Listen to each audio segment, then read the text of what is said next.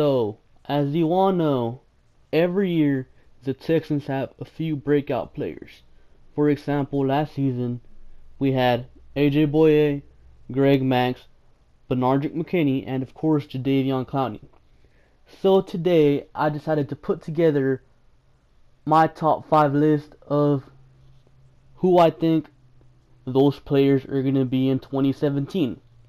But first, let me just start off with naming a few names that didn't make the list, and that's Braxton Miller, because Braxton didn't make it because I think he still needs at least one more year to truly learn the wide receiver position.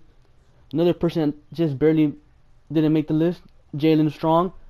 Jalen Strong didn't make it because he never gets playing time for some reason. Another player we have on the honorable mentions is Brendan Scarlett. Brendan Scarlett, also like Jalen Strong, I don't think he's going to get much playing time because JJ's back. And the last person on the honorable mentions is Tom Savage. And honestly, the only reason Tom Savage isn't on the list is because these 5 players I currently have on the list, I think have a better shot at breaking out than Tom Savage. So, let's get into the list. At number 5, we have Robert Nelson.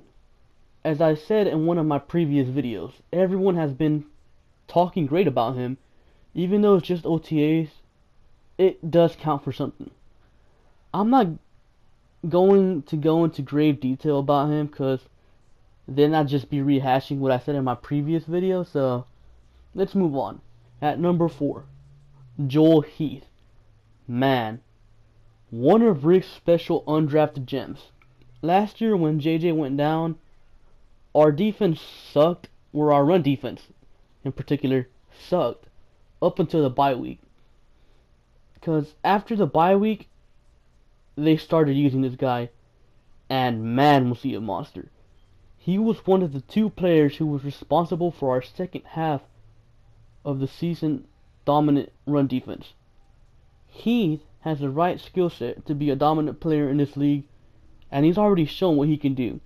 Heath is currently favored to start opposite Watt in 3-4 formations, so he'll definitely get an opportunity to shine.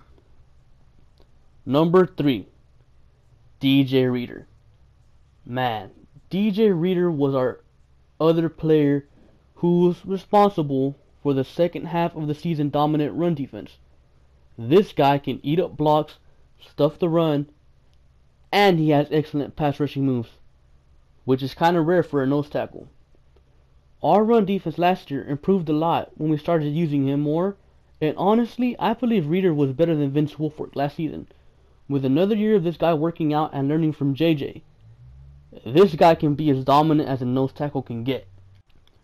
At number 2, we got Will Fuller. Honestly, man, I wasn't a fan of the Fuller pick, but I'm going to be honest, he did dominate in September last season. But then he got a hamstring injury and everything went downhill for him there.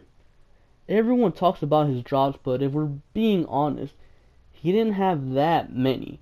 I believe he only had 8 drops all of last season, 9 if you include the playoffs, but the reason it was a big deal was because of the significance of those drops.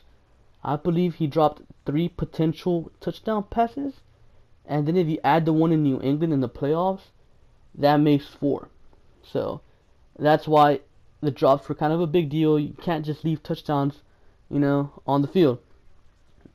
But I don't know if you guys remember, but when Andre Johnson was drafted during his rookie year, he had a case of the drops.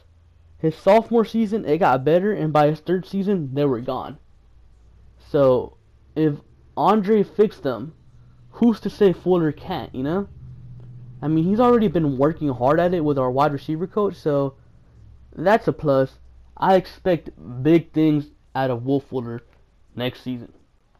And at number 1, we got Kevin Johnson.